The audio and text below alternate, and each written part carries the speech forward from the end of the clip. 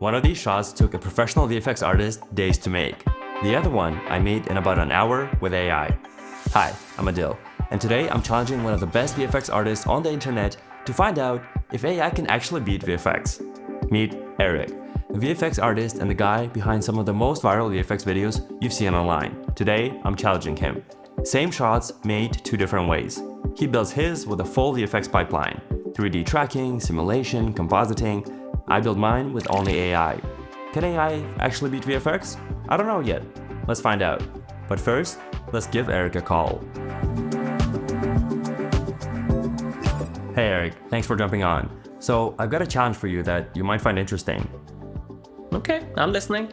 You've spent years mastering VFX, and I've been going deep on AI. What if we take the same shot, same brief, same idea, and each make it our own way?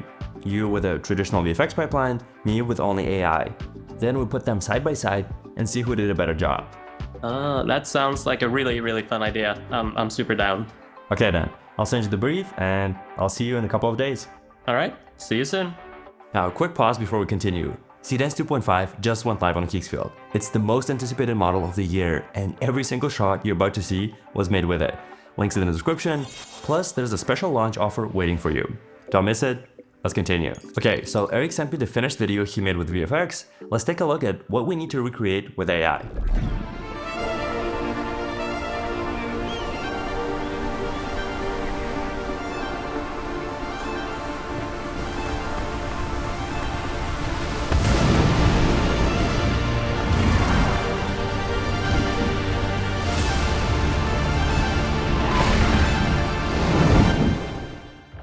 Damn, nice work, Erik. Now, let's see if I can pull off the same thing with AI in one day. So here's what we're working with. He traveled to Iceland and filmed a few shots around this cave, a drone shot towards the waterfall, and a few basic shots inside the cave itself. And the idea is that I need to put myself in that cave, jump off the cliff onto a dragon, and fly through the waterfall. Damn. Okay, let's give it a try. And right after that, I'm taking it a step further to show you what AI is really capable of. And a spoiler alert, a video like that would easily cost studios at least $50,000 to make. So stick around until the end. Step 1, I need my assets.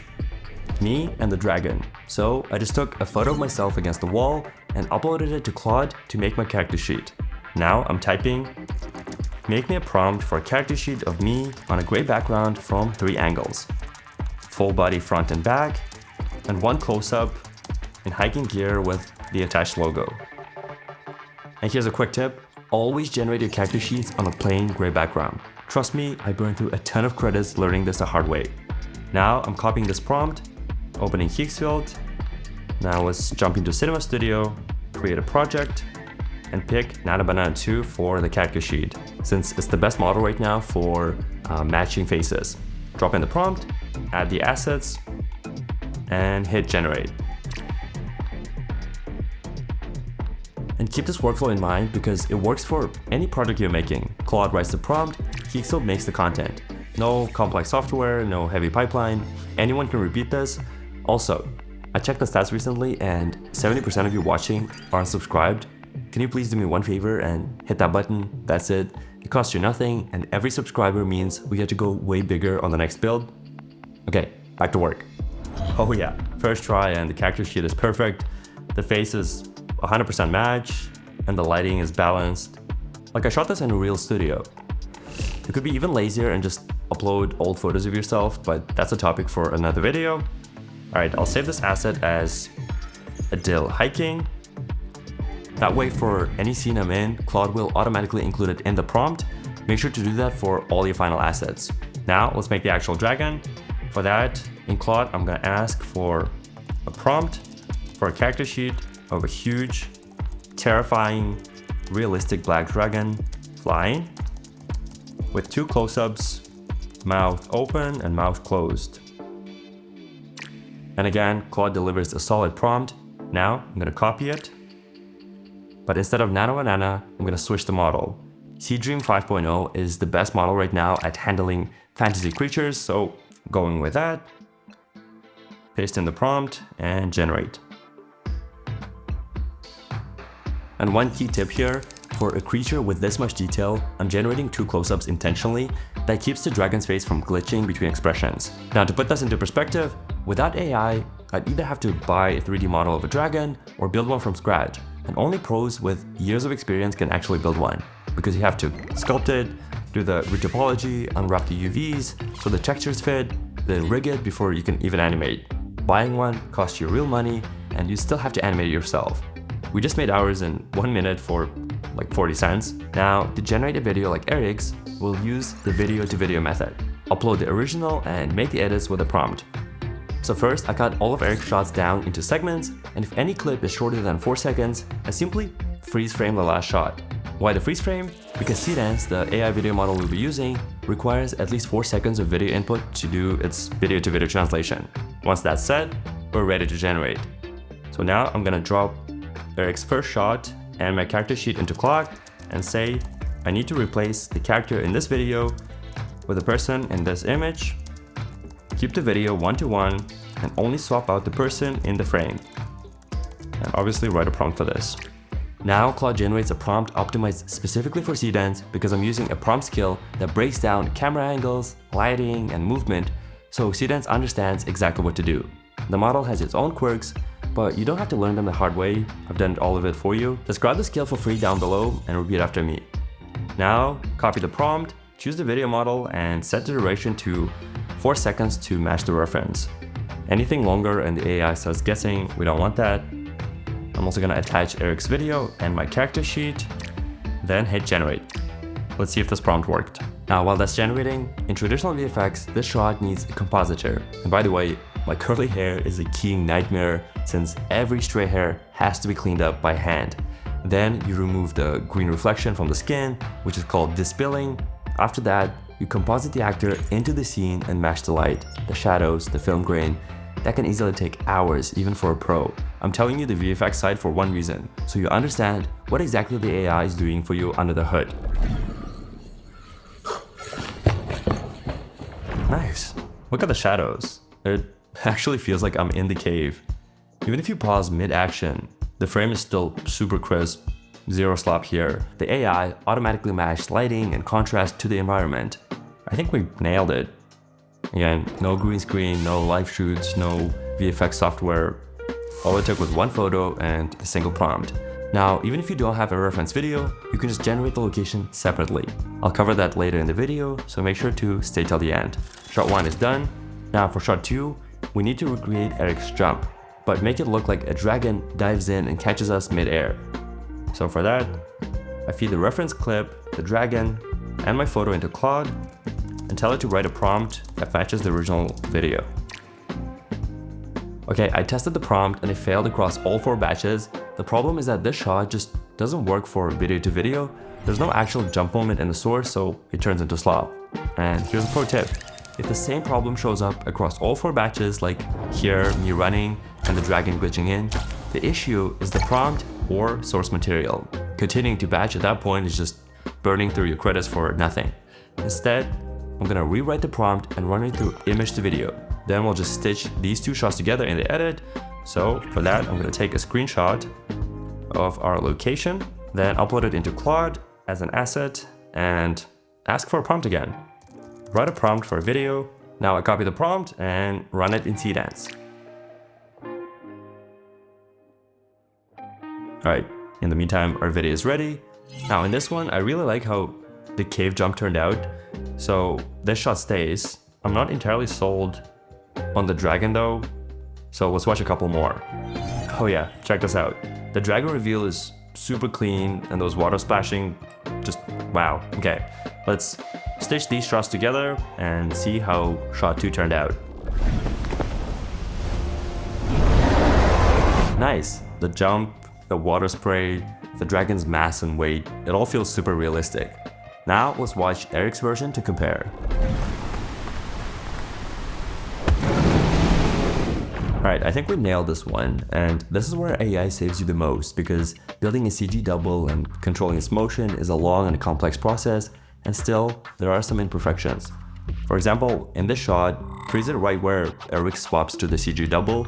First, the sneakers change between frames, and second, the fall is what really gives it away. there are only two ways a person goes off a cliff. You either step off vertically, feet first, or you push off and dive, that's it. But here, the digital double tips over, locks into a stiff soldier pose, and slides down at one speed the whole time. No acceleration, nothing moving in the clothes or the limbs. That's not a person falling, that's an asset being dragged from point A to point B in software. And your eye catches it even if you can't name it. Now, shot 3. Now I'm attaching the real footage where we need to place the dragon and asking it to analyze the video and give me the prompt.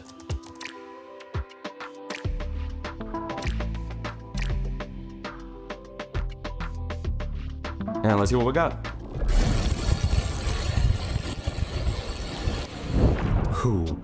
This turned out super epic and I would take it, but there's one big catch. The weather and the camera movement changed. It's slop. I need the shot to match our original plate shot for shot.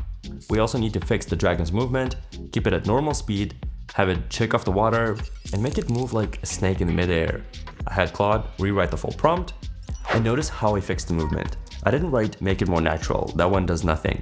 I give it a physical picture, because if you skip the step, you get unnatural movement like robo wings. You might not catch it at full speed, but a viewer's eyes will catch if the shot looks real or fake. For example, right here, the dragon's wing looks low poly, almost like an origami. Instead of smooth, organic muscle curves, you're seeing a mesh of flat surfaces, sharp corners, and straight folds. It has to be high poly, wiping out every sharp corner and bulky shape. That's what gives you that truly realistic motion. Honestly, this is probably the hardest shot because a realistic dragon movement has its own anatomy you have to recreate. Normally, you start by building a 3D model of your scene and matching the lighting, then you'd animate every single part of the rig. Okay, in the meantime, our video is ready, let's check it out. Oh yeah, that's day and night. The whole clip turned out super real. I didn't do anything except run the new prompt. Alright, final scene, let's check out the original footage, then build our take. Okay, got it. So we need the dragon flying straight at the camera this time, but there's no character on the dragon here. I'm sure Erik had his reasons for omitting the character, and the shot is still impressive, but for our version, we're keeping him in so we don't break continuity for the viewer. I grabbed the prompt from Claude, and here's what I got. So here, the proportions between the dragon and me are off compared to the last shot, and the camera messed up again. It's flying way too slow. Okay, this is where I'm gonna use another pro tip, a size fit frame. We need an image to nail down my exact scale on the dragon. For that, I'm gonna upload a screenshot from the previous shot for reference, mine and the dragon's character sheet, and ask for a detailed prompt from Claude. Now I'm copying that prompt and generating a new asset, and here's the result. Oh yeah, that slight camera shake and the water splashes at the end were so realistic. Like this was actually shot on a real drone. Let's lock it in. Now I'm gonna put all the scenes together and watch the full AI video side by side with Erik's version.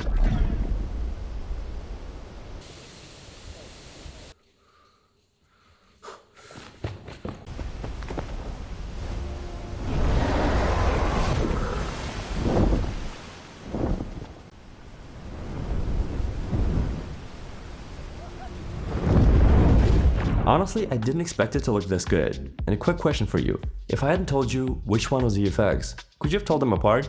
Let me know in the comments. Now, Erik's full pipeline is on his channel, links below. But before you go there, I've got one more thing to show you. Remember that $50,000 video I teased at the start? Working with Erik's footage is what gave me the idea. Let me show you what I made, and then I'll break down exactly how I did it. Okay, you can do this. You just have to jump. Just run and jump. That's it.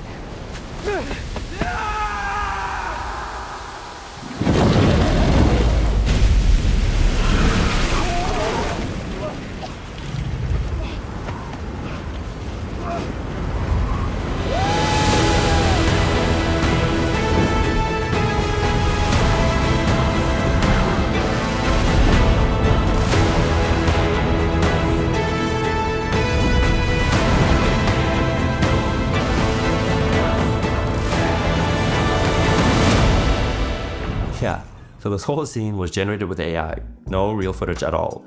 The pipeline is the same one as you already know, images first, then video, so I'm gonna skip the basics and show you the new tricks. How to get expensive looking VFX without spending $1 on 3D assets. Every scene has a generation tip in it, so once you catch them all, drop a comment and let me know which one was your favorite. Alright, step 1. The thing to know here, GPT Image 2 handles clothing best. Let me show you how to change a cactus outfit, and this one's useful if you got your own clothing brand. First, drop the cactus sheet and the logo into Claude. Now I want a gray oversized jacket, matching pants, and white sneakers. Basically my usual hiking look, and here's what I'm writing. Now I'm picking GPT Image 2 in Higgsfield, attaching my assets, and here's what it gave me. And this part matters, you have to learn to spot slop. For example, here the logo got worked, and in this one, the clothes came out bluish. Remember which model holds input best? Nano banana. So I'm gonna attach this cactus sheet plus the logo and ask it to fix the logo. For small fixes like this, you don't need a big prompt, just switch the model and change the logo to the one in Image 2.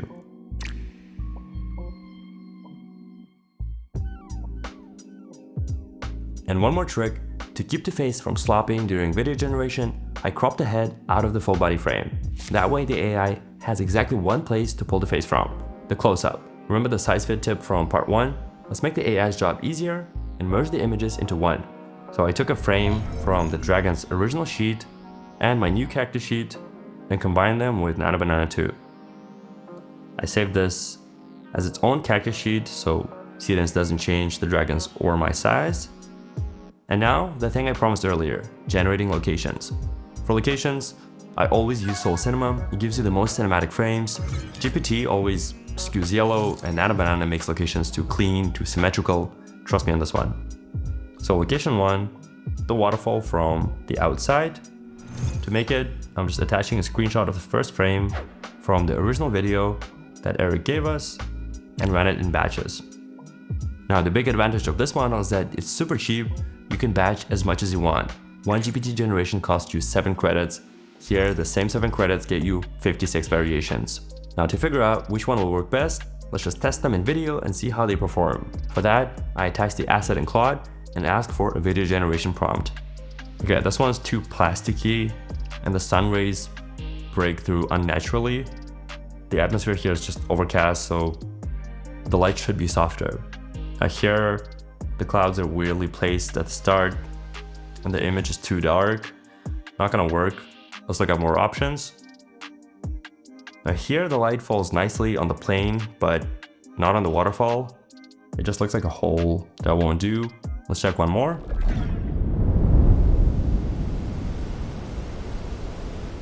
Oh yeah, this one looks way better. The focus is on the waterfall, the water is blue, the weather is overcast but not too dark. Now, when you make your locations, watch the light. Bad light is why video generations come out of slop. Let's lock this as location and name it waterfall location. Say V1. Now let's move on to scene 1, where I'll show you how to work the camera in AI so it feels like a real drone. So first, let's attach the final location and describe to Claude what I need. Now I'm gonna bring this prompt to Seedance, generate a few, and let's see how it turned out.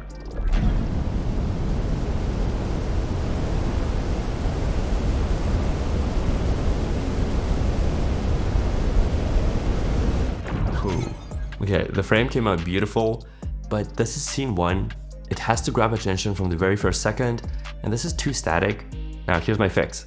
Start scene 1 inside the clouds, like the camera is punching out of them, and then the waterfall reveal itself. So I asked Claude for that exact prompt, dropped it into Seedance, and here's what I got.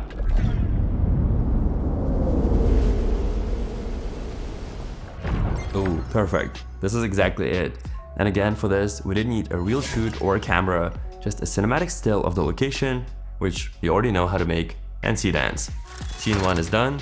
Now I'll show you the scene 2 trick, how to work with emotions and make realistic people when you don't have a video reference. In this scene, I have to jump into the waterfall. So first, let's make the last location for this video, the cave. And then I'll show you the second way to build one from a prompt instead of a photo. I'm going to attach the photo reference we already have into Claude and ask for my prompt. Make a similar location based on this photo. It's a cave inside a waterfall. I need the same angle looking at the waterfall, but with a heavier water flow. Now I'm going to take that new prompt, open Soul Cinema, and this time I'm generating text to image, so I'm not attaching any images to it. And let's see what we get. Again, we picked this by light and by what matches our first frame. So these two are out. The sun's too strong. I think this one came out best. Let's lock it in. Now we need to generate what the cave looks like from the inside. Remember this workflow because you'll often need to show a room or a street from the opposite angle. For that, we just describe the perspective to Claude. It already knows the context, so we attach our locked asset and run it in Soul Cinema. Here's the one I picked, same criteria as before. Okay, locations are ready, everything is saved as an element. Now we need to make a shot look like this one, but more emotional. And here's a tip, to get real emotion, describe the face in detail. What the character is going through, what he says, how his voice sounds, what his hands are doing, something like this. Now I'm gonna generate that in Seedance and let's see what we get.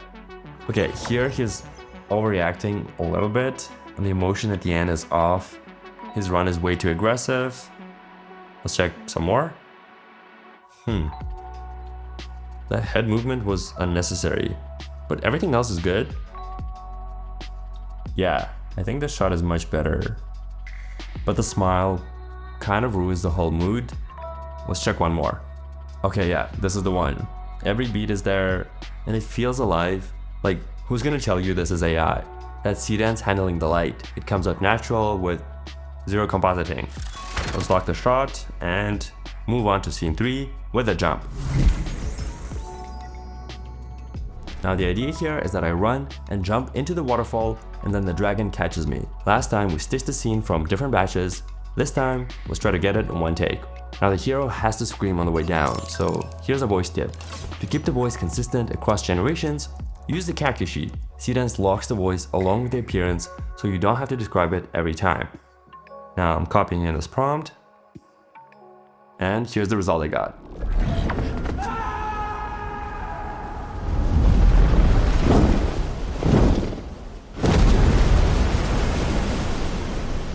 Oh yeah, it came out amazing.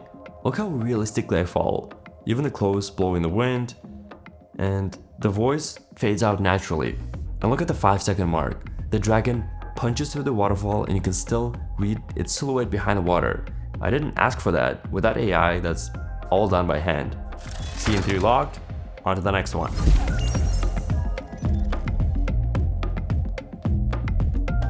Scene 4, we come out the other side of the falls. The trick for this one is to start mid-action. No approach, no empty intro. The waterfall sits side on at the edge of the last frame, and the dragon punches through it in the very first second.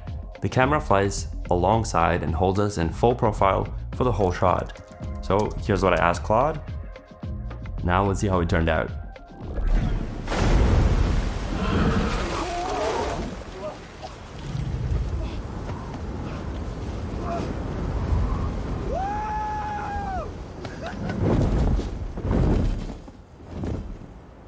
Okay, this is the shot you gotta freeze frame. Look at the dragon shaking off the water. It's not just a blurry spray, it's thousands of individual droplets flying off in spirals just like a real animal shaking itself dry. So just like that, scene 4 is locked. Let's make the next one. For high-speed shots like this, you can use prompts like a 180-degree camera orbit, speed shake, and lens droplets for extra realism. Let me copy the prompt over and see what we get. Now while we wait, the secret sauce here is motion physics. Always specify physical movement in your prompt to get dynamic camera passes. On high-speed shots like this, you can actually let the AI improvise the background detail as long as it doesn't break the story. And here's what I got.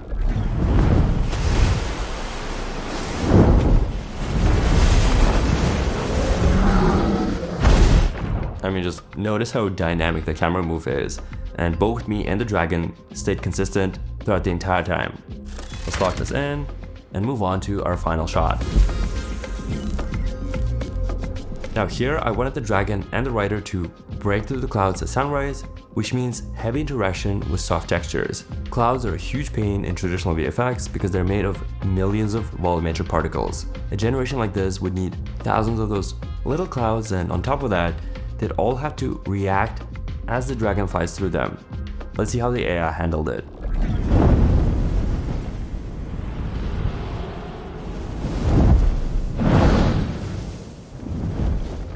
And that's the full short film done.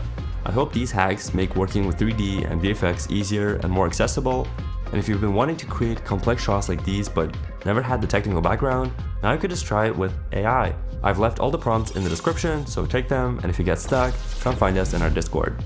And as always, if you found this video helpful, hit the like button, subscribe, and I'll see you guys in the next one.